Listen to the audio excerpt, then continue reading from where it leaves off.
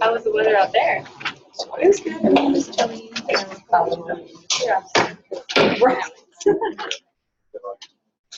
Have you been there before? No. And it wasn't that crowded, I guess. Yeah, yeah. Was it to the point where you couldn't necessarily see the valley? We could see that. Yeah, as we were leaving.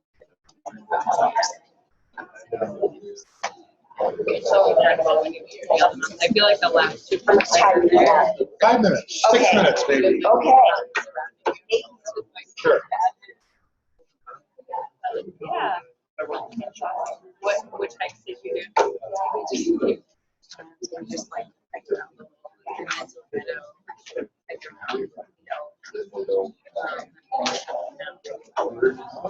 another spot. It was just like a short little walk. Did you go to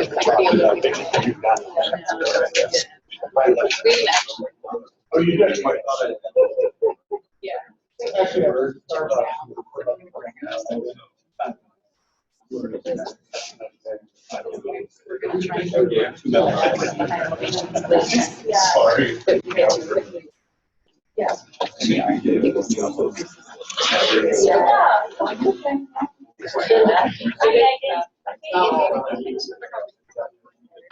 Now on others. I do a lot of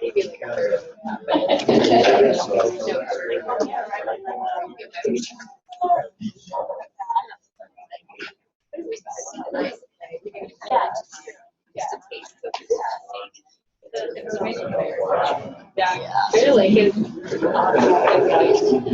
so much of the year. There's so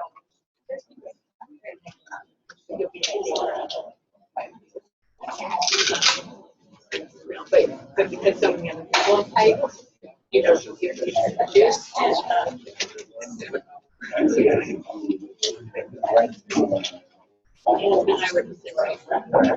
right, there's one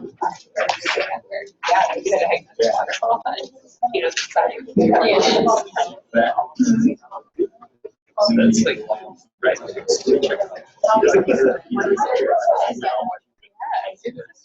like right.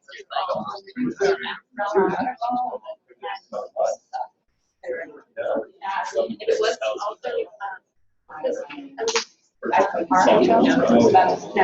to expect the ring road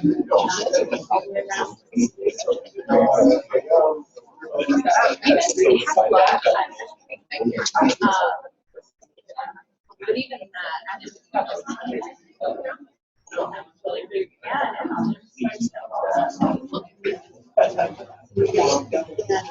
So much opportunity to be driving. So I don't like being and it's hard to hear people restaurant.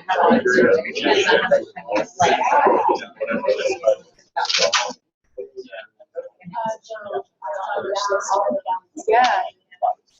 Totally worth it. It was surprisingly easy.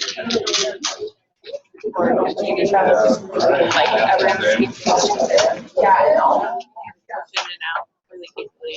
We'll begin in about 3 minutes. Yeah. I don't mind left right. I think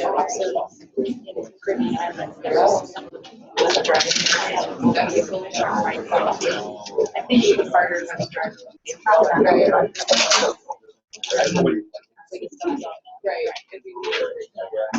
But the other way, it's like, oh, you just get used to driving on the side, but you're still driving the same car. Yeah. Yeah. I think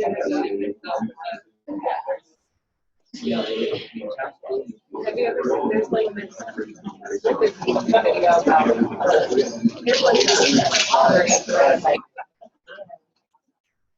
they like switch how to pick up wires work. So like there's so much like just intuitively wired in your brain about how like it works.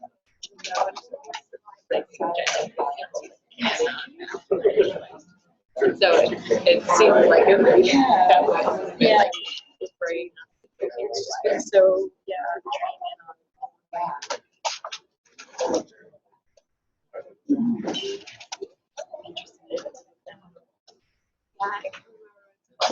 really funny to watch. And it's, I mean, we use the concept for coaching. Yeah, I'm trying to figure out he had it pointed like this. So is the most important thing with the slides? I don't know. Let me see what Melissa. I mean, I think it's better to have kind of like you talking. But you can't do that because of your phone. How he had it set up was you could see kind of all the way almost to the edge. Okay. So let's see. Take a look. Do you want to? Let me go down. Yeah, I'll see if I can still see you. Tell me how far I can go. So now I can't see you anymore. Let me turn it a little bit. That's good. So I Okay, can. you stay there. I'm going to walk back. Still okay? Yep. So Okay. now you're off. Now you're off. So if you're over here. Can I look at this? This will be here, right? Yep. Great. If you're, can you kind of see yourself in this? I don't care about that. I just need to see that so I don't have to be looking up at the board. Yep. Okay, Yep. great. So yeah, if you're standing like right there. And am I blocking? Am I blocking it? No. No. I mean, you're blocking the slide a little bit. Well, that's what I mean. Yeah.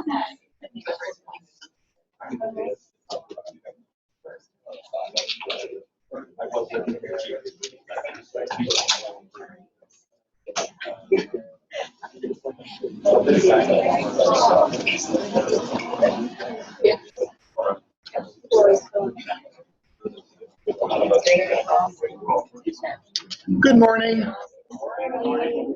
I'm Brint Milward. I'm the trainer this morning for Networks 101, which assumes you know nothing about networks. This is a 101 class like you would have in as a freshman, and some of you may be far above that, but view it as a refresher. What we're doing is talking about social networks. Now we'll get into organizational networks, which is what you're all interested in. Organizational networks, interorganizational networks, partnerships, alliances, you name it. Those are all what I'm going to be talking about tomorrow. But the building block for all studies of networks, no matter what kind, is social network analysis. And so that's what we're going to talk about today. They asked me to give you sort of a 30-second brief on the Network Leadership Training Academy. This started, believe it or not, in a really, really bad Mexican restaurant in Old Town, San Diego, about 10 years ago. And I met Danielle Varda, who's the organizer of this and who runs the Center for Network Science here at CUD or UCD. And we started talking about, wouldn't it be great to have a network leadership training academy? I'm not sure that's what we called it then, but we thought this would be a really great thing because we've been working with really good networks. We wanted to share best practices. We wanted to share what the research said. And we found around the country all kinds of, forgive me, snake oil salesmen, of people who purported to be talking about networks or partnerships, alliances, from a very unique perspective, their own view. What we wanted to do is to incorporate the world of research with the world of practice, with the world of network evaluation, and so that's what you're going to be doing these next 3 days. So that's what we're doing. I've been involved in this since the very beginning.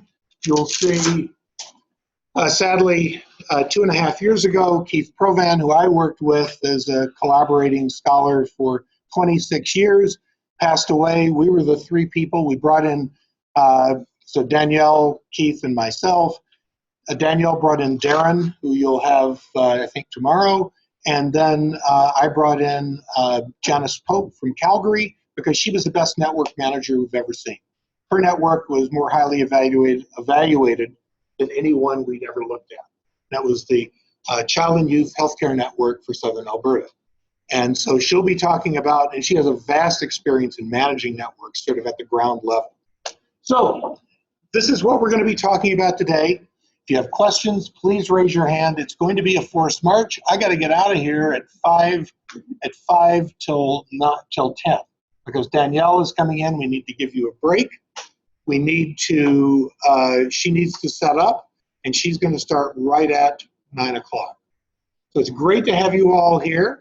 I love doing this. I've done it now for, this is the 4th year. It's been tremendous.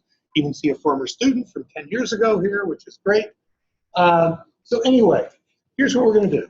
What are social networks? What are the elements of social networks? What is social capital? And then we don't have time to do it, but I'm going to give you, and I think you should have, it's either on Padlet or they're going to hand it out, a network exercise that allows you to map your own professional network. Come on in.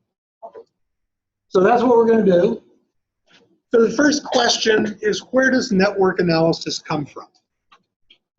I like to say that, you know, I'm a management professor. In terms of research on organizations, we've been doing this for 125 years. There's 125 years of research on organizations, public, private, nonprofit. But there's really only about, I would say, 30 years of serious research on networks. So we know much less about this form than we do about organizations. But we all go back in network analysis, far more than 30 years, to 1932. And the thing that is so interesting, Jacob Moreno was studying the Hudson School for Girls in upstate New York. There were a rash of runaways from this school. This was in the old days when you locked people up. If you had unruly women, if you had people who their parents thought they were mentally ill or just maladjusted, you would lock them up in organizations, in total organizations. Mental hospital would be a classic example. So the staff at this time thought it was a certain type of personality. This was the era of Freud and Jung, and so everything that people did had some kind of deep psychological cause. But Jacob Moreno had a different idea. He thought that it had to do with people's relationship with each other. And so what he did, he showed how girls' social relationships with each other explain the clusters of runaways. All the people who would run away from these schools would run away because they were connected to other people. So he created this, it was called sociometry. And you would ask everyone in the room, who is your friend? And then you'd put that all together and you'd see which 2 people or more had said, who both had said they were friends. And so you look at sort of the confirmed number of friendships that you would have, or you would have, or you would have, And you start to say, okay, that's what their social circle looks like. So that's where this all comes from. Now, much of social science focuses on individual attributes. So race, class, gender, or personality type. One of the things that we do is we don't ignore that. That's certainly important. But what we try to do is to look at that in a relational terms. So we're looking always at people's connections to other individuals. So social networks, where do they come from? Well, they come from our relationships, just as I said. We have ties, first of all, most of us have fundamental ties to our family, to our friends, to our coworkers, and even to friends of friends. Now that's one of the things that we really don't fully understand, but we have found there's some powerful findings in network studies that indicate that not just you and not just your friends, but friends of friends. So 2 degrees of separation, I'll talk about what that means in a minute, can have an influence on how you behave. Now, this is what 3 degrees of separation looks like. And this is you. These are your friends. So whoever this is, they don't have a lot of friends, but they've got 4. And then through those 4, you can reach 1, 2, 3, 4, 5, 6, 7, 8, 9, 10, 11 others. And from those 11 others, you can reach all of these folks. So this is where you get the time-old saying, 6 degrees of separation, and you can reach anybody in the world. These are Milgram's experiments from the 1960s. What we found is that, well, you know, some people it's less, some people it's more, but 6 is not bad. Some people are far more connected than others. Those people can reach vast numbers of people very quickly. And if you're interested in sort of this in more depth, read Malcolm Gladwell's book, The Tipping Point. So, I'm sorry that you can't see that very well at the top, but bottom lines, first I'll read the titles because we're sort of out of sync here. Bottom lines for social networks, they help you find jobs, partners, houses, healthcare, and they allow you to have power and influence, and they can shape your behavior. So I'm going to go through that very, very quickly. In terms of jobs, if you're smart, you never wait to find, there's a seat right here. Let me move, this is a camera, so don't touch that, please. Thank you. There's also a seat down there if you'd rather, wherever you want to sit, but just don't touch the camera. So in terms of jobs, you never wait until a job appears on a website. If you do that, your probability of getting the job decreases. Smart people call their friends, contact their friends and say, do you know anyone who knows about an opening, this job opening that the University of Colorado Denver has? I hear so-and-so is going to retire. Are they going to fill that position? And you find out. And then you start meeting people at UC Denver, trying to go to cocktail parties or go to things like this and talk to them. And then you find out exactly what's happening, what they're looking for, because many job descriptions are pretty generic. They don't really tell you what you need to know. So through a network, a social network, you're able to be much more effective on the job market. Partners, the oldest study is Granovetter's The Strength of Weak Ties. He started out in 1973 asking a really simple sociological question, and that is, how do people meet their life partners? How do they meet their spouses? And many people said, well, you meet your partner through going to cocktail parties, going to events, it's from your friends. What he found out was, no, that's not it at all. Proximity is important, as it is in all network stuff. But what was really important was friends of friends. The more friends you had, the more friends they had. And if you were going to end up with someone and they were a friend, you already would have done that. you already would have done that. So it has to be somebody saying, I think these two would get along well together. And somebody makes the introduction. And it's through weak ties, not strong ties. Strong ties are friendship ties, direct ties. It's through weak ties, friends of friends, that you're able to access a wide variety of resources. Jobs, partners, houses. In a superheated housing market, it's just like jobs. You want to know when somebody is going to move out of the neighborhood, when a house might go on the market, and you do this from friends. Healthcare. I have a story. I am here because of a social network. 10 years ago, I had an extremely rare form of skin cancer that's almost always fatal because it doesn't look like any other skin cancer, so by the time it's diagnosed, it's too late. It's metastasized. I happened to walk in to a dermatologist's office just for a regular checkup, and she said, Brent, I don't like the look of that little pimple on your right here. So I'm going to biopsy that. I said, it's nothing to worry about. I said, it's white. It's not black. It's not dark or irregular. She says, I know, but I don't like it. She called me. That was Friday. She had it expedited on Monday. She told me what it was. She says, this is extremely serious.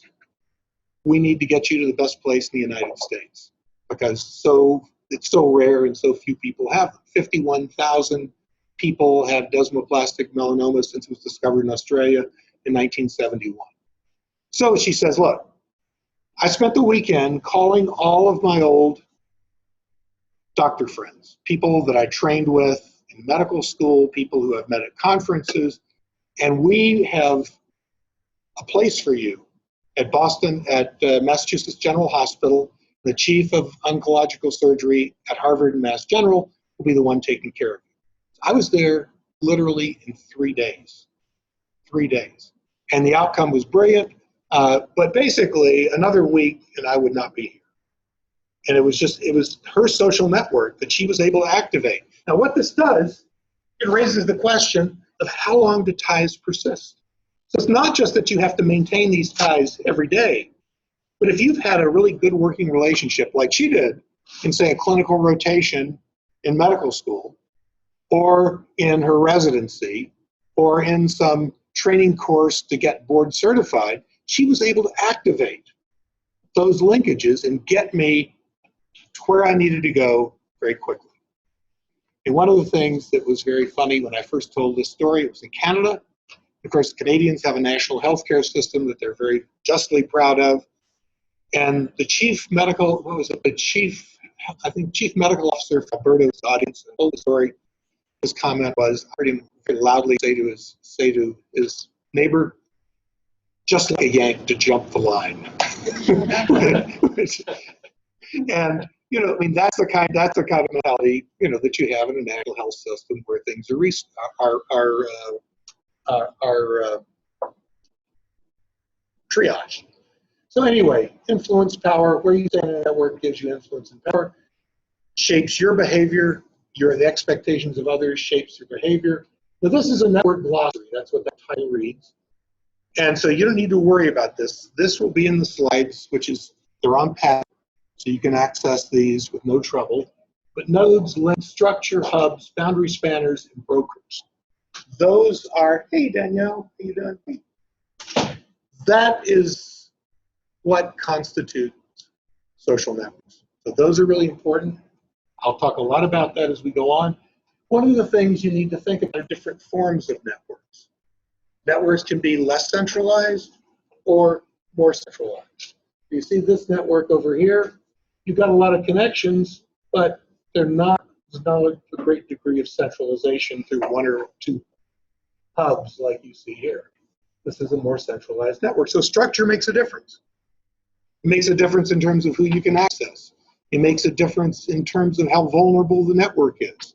I study dark networks as well as good networks, illegal and covert networks. So human trafficking, terrorism, drug trafficking, I look at all of those. The structure really makes a difference. And when you are doing research on dark networks, what you hope to find is something like this, where if you took one or two hubs out, the network would tend to degrade. So in terms of different types relationships that you find in networks, one of the most common, and particularly in contractual networks. How many of you are from the nonprofit sector? How many, okay, of those, how many people work with contracts? Of people who didn't put up their hands to me from government? How many of you work with contracts? Fair enough. Okay, this is like a contractual network.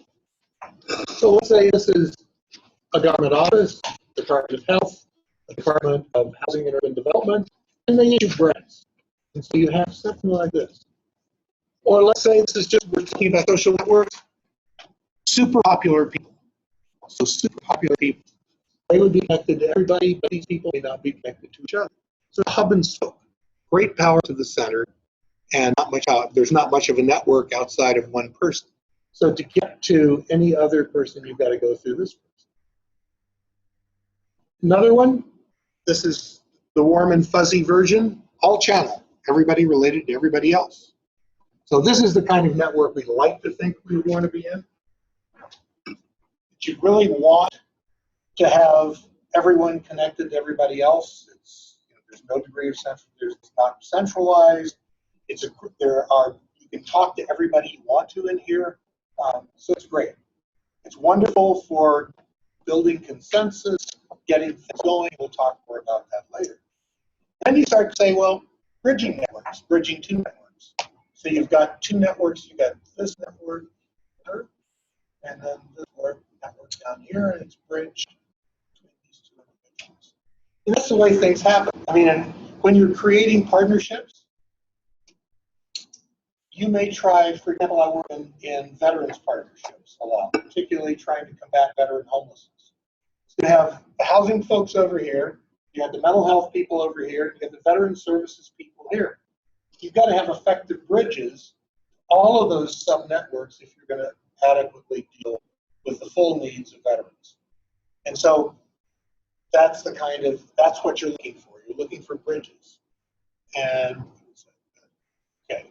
Now, the web of relationships, that's what a network is. Connecting individuals, organizations, given certain boundaries. Ties. Now, this is really, really important. Trust, advice, resources, shared information, friendship, referrals. The thing to understand, particularly like shared information, resources, friendship, and referrals, if you just look at those and you ask people whether or not they have a relationship, and then you ask, do you share resources? Or do you share information? Or are you friends outside of work? Or do you refer people to this individual? If you answered yes to any of those, the totality of people in this room who answered this questionnaire, we could construct a friendship network for you. We could construct a referral network, a resource network, a shared information network. Every network link gives you another picture of your network. So there is not one, there are multiple pictures of your network based on the type of tie that you have. Now, that's really, really important. Any questions? I realize it's early in the morning, but any questions? Yes? So, does it have to go both ways? And I'm thinking about, like, I feel like there are a lot of networks where there's like kind of that hub and the central part of it, you know? And then essentially like these folks, and there's an expectation from the hub that all of these things are happening, but it's all going in one direction towards the hub. Right. The answer, it's a complex answer. Among network scholars, there are two views. One is the best view of a network comes from confirmed ties. I say I'm connected to you through resources. You say you're connected to me through resources. That sometimes makes for a pretty truncated network.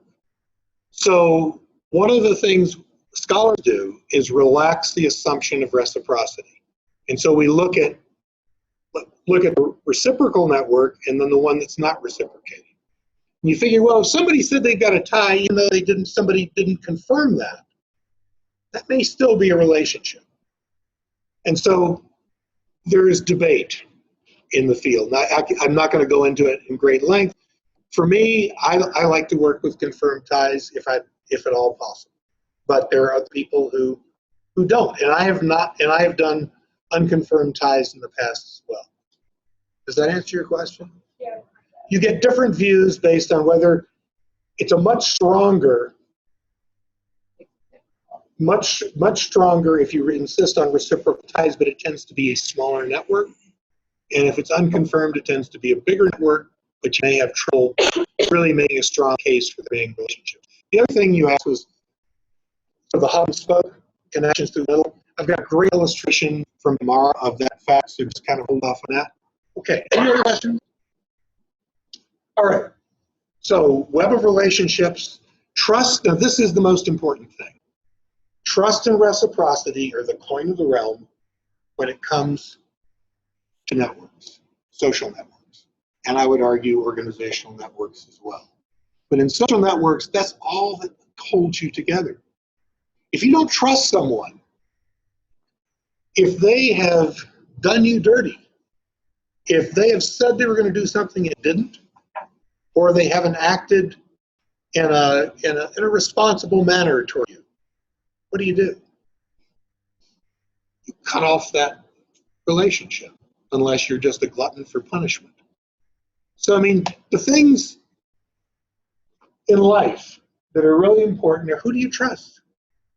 Trust is based on reciprocity. I ask you to help me, you ask me to help you. And if I do it, then that's the basis, the beginning of a basis for a trusting relationship. Now, if all of us are good, decent people who are all trying to build trust through reciprocity, we're going to have a high level of social capital in this room. We can get a lot of things done.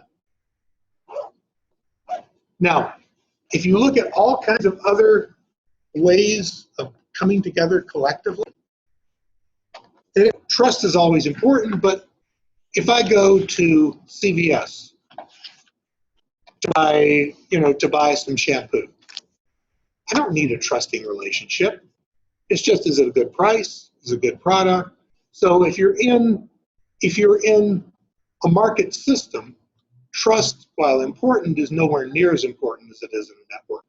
In a hierarchy, trust is important too, but command and control is the coin of the realm in a hierarchy. That's why people don't like them very often, because in their most elaborated form, say in the military, information goes up, decisions come down. You know exactly where you stand. If you think the general is an idiot and is sending you on a suicide mission, you don't have a lot of recourse. So think about the things that hold our institutions and society together. So in terms of commercial organizations, market system, it's the price system. If you're talking about bureaucracies, hierarchy, it's command and control. Networks, now there are a variety of networks. And we'll talk about, there's some networks that are closer to hierarchy, there's some that are closer to markets, but in general, trust and reciprocity is the realm. It's what you have, it's a tool you work with. It's why it's really hard to order people around in networks. I make the argument that it's more like sort of a border collie herding sheep. That's sort of the prominent metaphor for talking about how you manage a network. We'll talk about that more tomorrow. So what we want to find out, if trust and reciprocity are so important, how do they emerge? How do they emerge? Well, there's tons and tons of academic work here, but for me it goes back to The Evolution of Cooperation by Robert Axelrod back in 1882. And what he did was to create a computer tournament.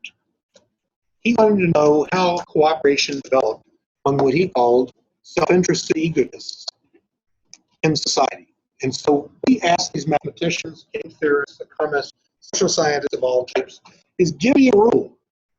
Give me a rule that shows how you would get cooperation from a group of non-cooperators. You don't know anybody in this room.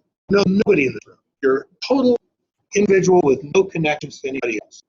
So the answer is, how do you start to build cooperation among people who have no reason, particularly right now, to cooperate. Any ideas? How would you start? You think of a decision rule? I would have some sort of situation where we get to Icebreaker, right? Sure. Yeah, that's one of the reasons we have icebreakers. Sometimes they go on forever. I was in, Danielle wasn't there, but this was, and Dennis and I met.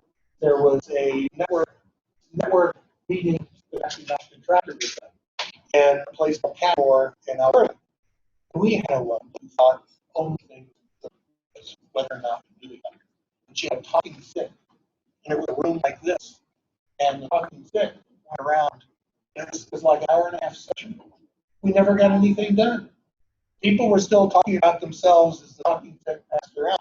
So it's a good way to start, and icebreaker is great, but that's not going to create the kind of links that we need for real trust development. The first, anybody else? Yeah. it doesn't say a goal or I'm sorry, doesn't say a common goal or anything. but that's pretty hard when you don't know anybody. I mean, you'd have to find, one of the reasons for the icebreaker, if you did that, would say, okay, well, I see some themes here. So that would come after.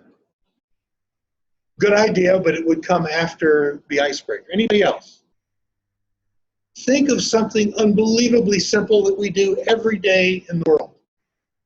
Something you start out doing in kindergarten. Pay for something.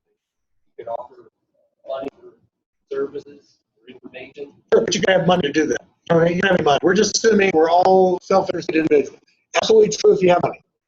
Look at Donald Trump. Okay. What? Again, sort of like the icebreaker. But when we're in society, one of the things we very often do when we meet people, you get them, start to get to know them, you say, there's sort of an element of appreciation between the two of us. And then I find out you work at an organization that I'd like to work at. So what I say is, do you have any openings at your organization? Anything coming up? I'd love to work there. Always wanted to work there. I admire the work you do. And you say, sure. So you basically say that you're willing to help me. That's when this incredibly simple rule developed, which was tit for tat, tit for tat. Think of the world as a giant favor bank. I'll help you if I can. I mean, obviously, if you want me to murder somebody, I'm not going to do it.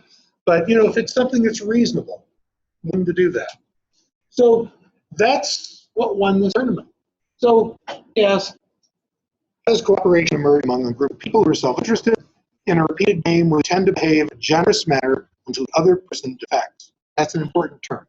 It's a game theoretic term, which is you ask me to do something, I clearly can do it. It's not hard, but I don't.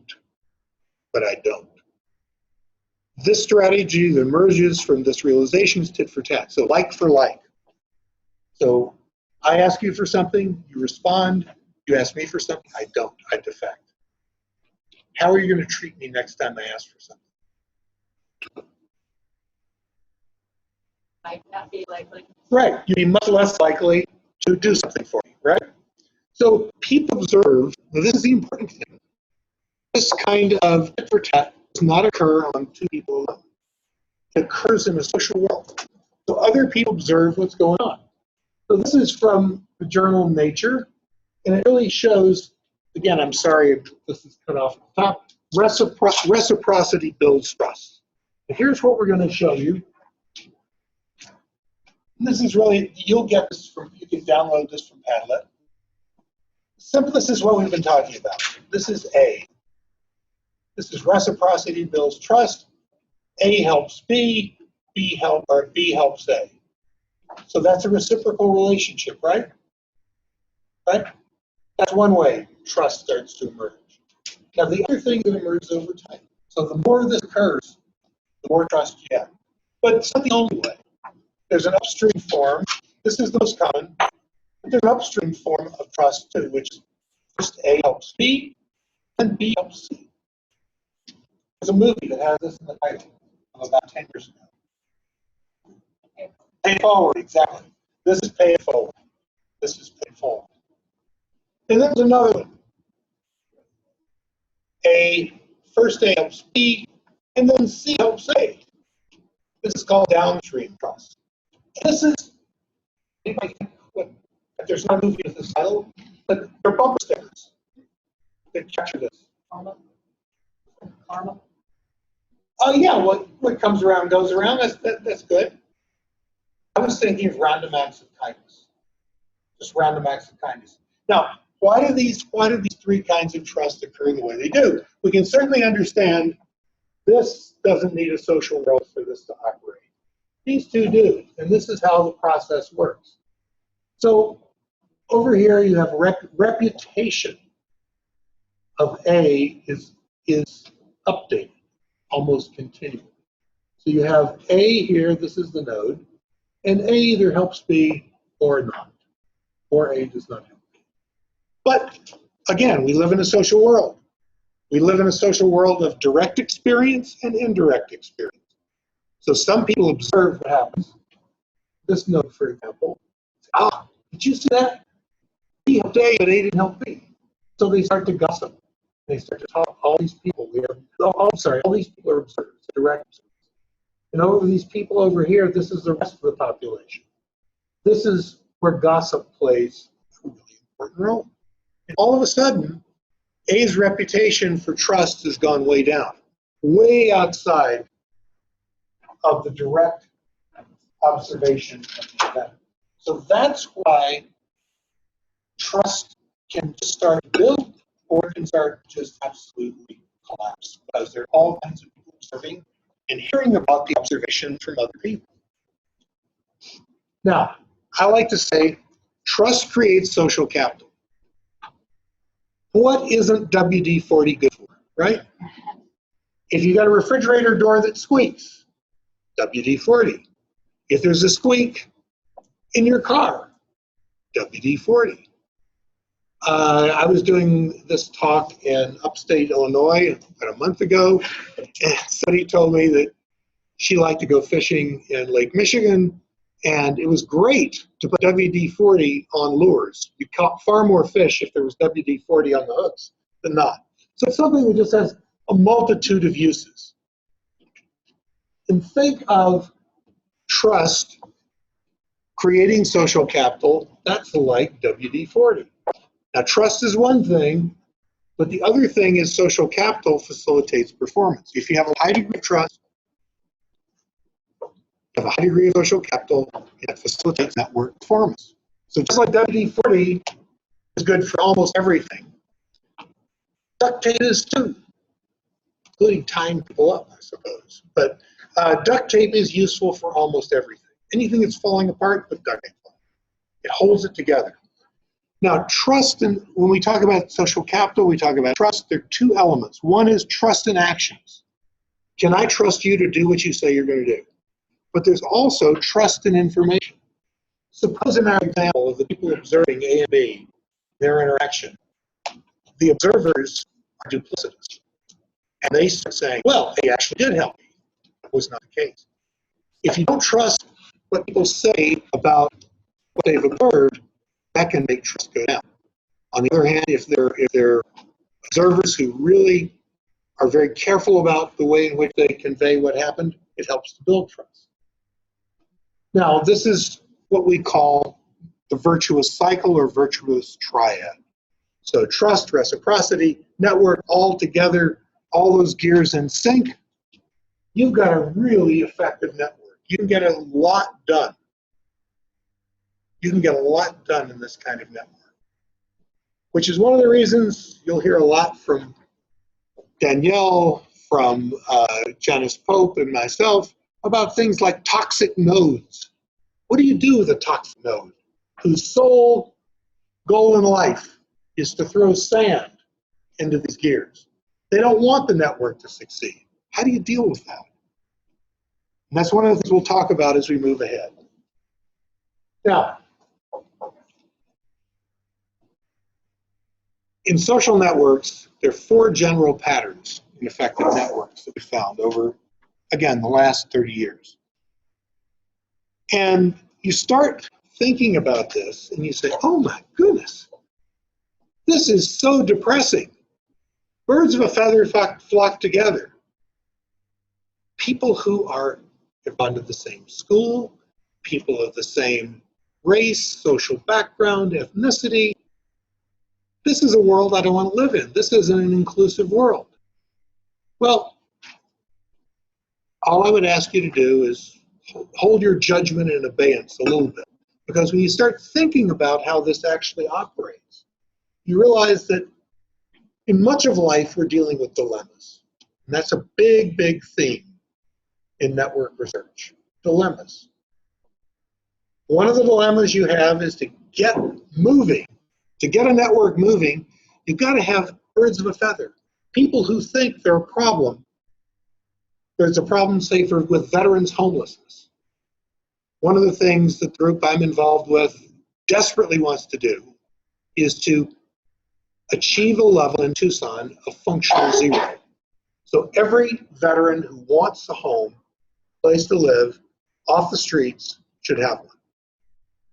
And that's one of the things we're working for. That brought a bunch of people together. We're not all alike, but we do agree on this goal. And having a goal like that is an important birds of a feather, far better than, say, all of one race or all of one gender. But that works too.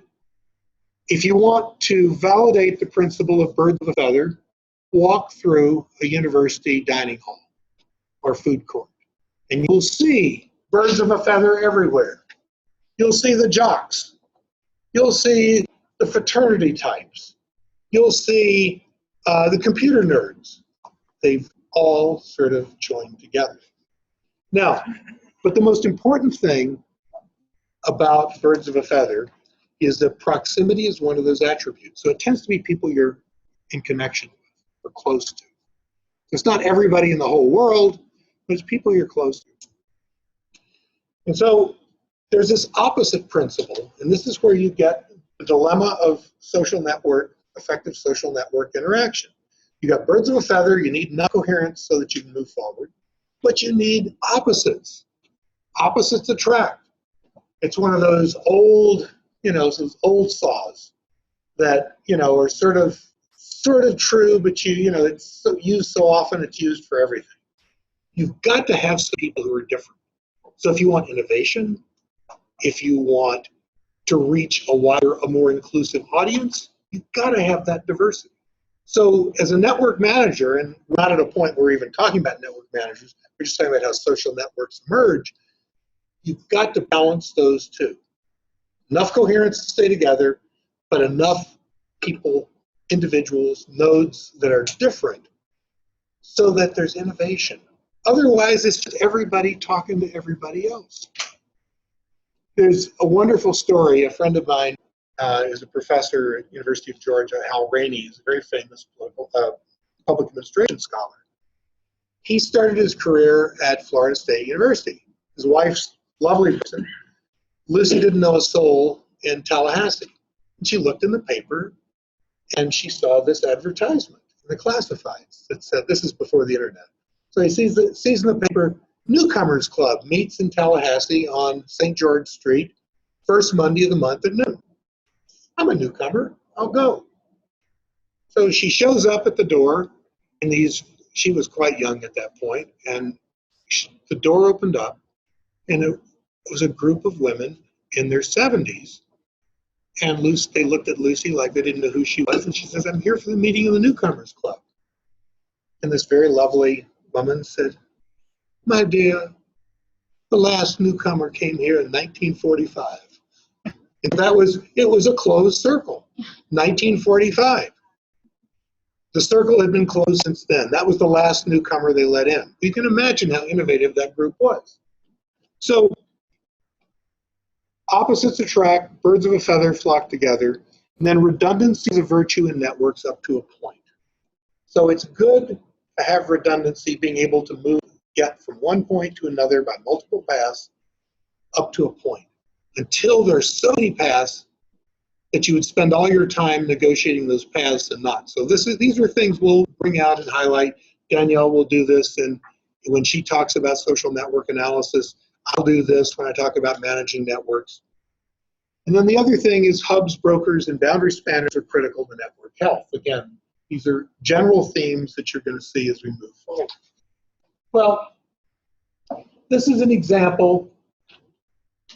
First of all, somebody left off. There should be one person here, a node here, was left off by the artist, which was pointed out. I've been using this for several years, and it was just pointed out when I was in Los Angeles doing something like this about 2 years ago.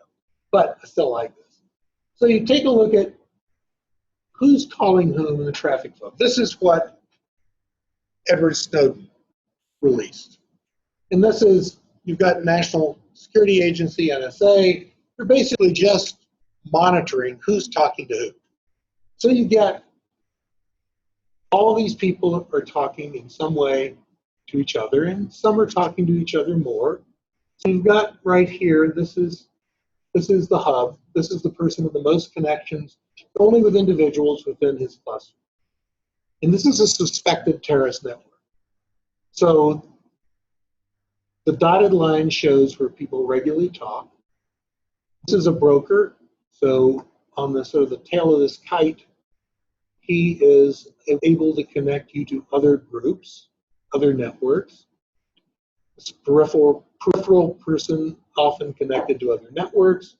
And these individuals can access more people more quickly than others and have the best overall view of the network. Now, so that's sort of what the intelligence community does to determine whether there is a network or not. One of the things they can't do is tell what the purpose of this is. Now, all these people are suspected jihadists. There's a classic example of a network like this where there was one person in the middle they thought must be the most important person, obviously a target for a drone strike, right? Turned out it was a travel agent. It was Al-Qaeda's travel agent for wives and children. It was Abu Zubaydah. And he was the person that they thought was probably Osama bin Laden. It wasn't. So you got to be very, very careful about making assumptions about what someone is doing based on where they are in the network without anything more than just who's talking. Now, this is my last slide here. What do you think this might be? There's no hints whatsoever. You got blue dots and you got pink dots. What's that? Boys and girls, men and women, right? Okay, so men and women. What stage of life might you find a network structured this way? Would it be young, middle-aged, old? Look at all these. There's no real centralization to this. So unlike that network of who's talking to whom, clusters up here, clusters here, here, here, here. Any idea what phase of life, boys and girls, some phase in their lives? Marriage? No. Go down, below college. High school. High school, exactly. What do we know about high school? What's the dominant organizing principle among high school students? Dating, yeah, but think about the dominant way in which, when we talk about high school kids, cliques, yes, cliques. These are cliques, and these are romantic attachments in American high school. That's what that is. You'll see that there's some people who are rather popular, and some that aren't. So this is the way people are organized very often in high school. Cliques, what we know about that particular phase of life, cliques, direct social relationships are really important, whether you're in the cool clique or the uncool clique, the jocks, whatever. And so that's what that is. All right, now, what I want to do is just try to answer any questions. And you don't have the handout. They don't have the handout for mapping your network? Okay. Never mind.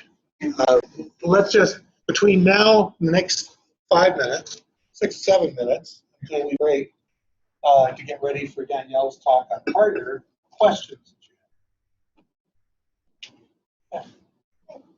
General question on movement. So like, Movement. like a social movement.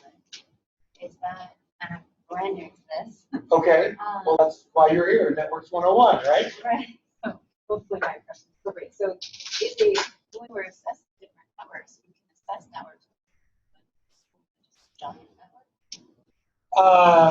Well, it depends on the movement.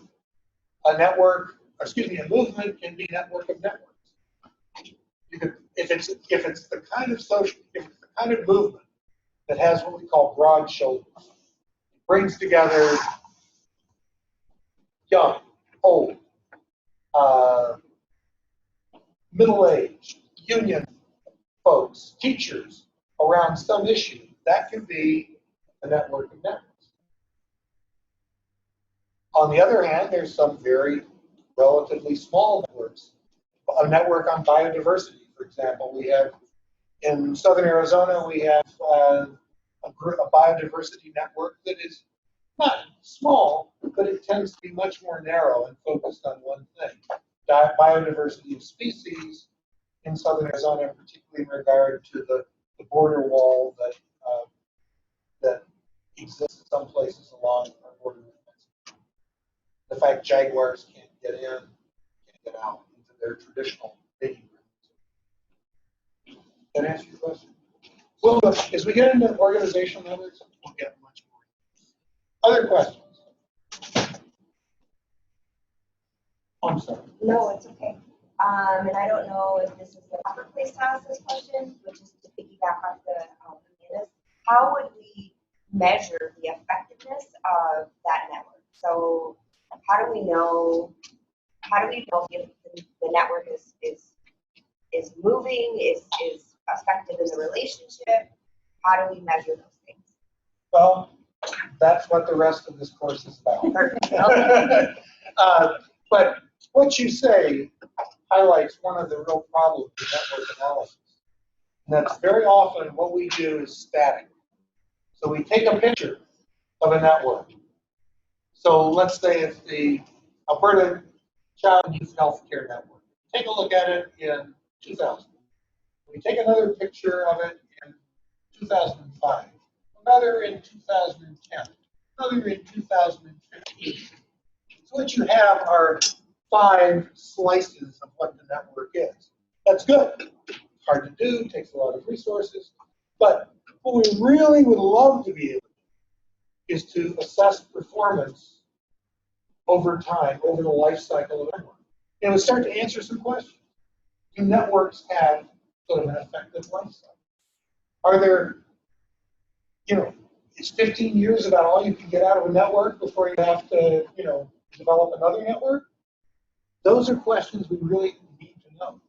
But remember what I said, we've got 30 years of serious research on networks versus about 125 years of research on organizations mostly in the business sector, but also in the public sector as well. So this is relatively new stuff. I know what we're teaching now is very different than we taught just 5 years ago because we know so much more. There's a wonderful new book out. It's called Evicted. And it's not Desmond Morris. Anyway.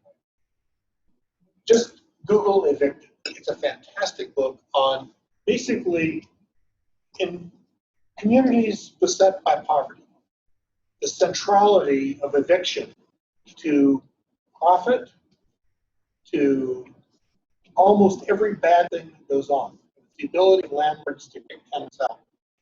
And they talk about tenants not as victims, but as developing what they call disposable ties.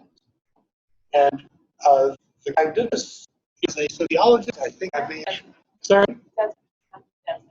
Matthew Desmond. Thank you very much.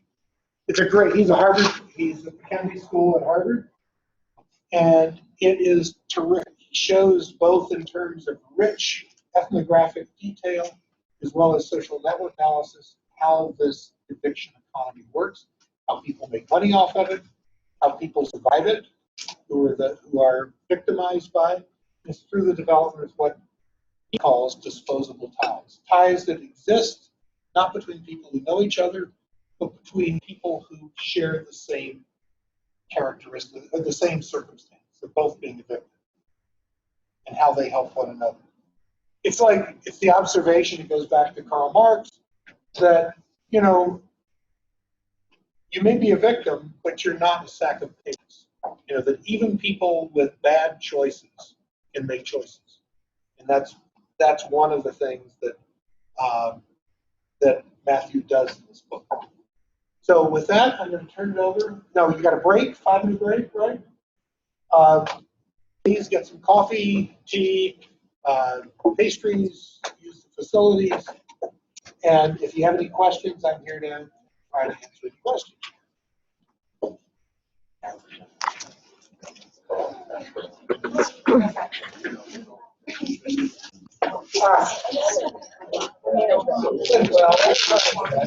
that's true.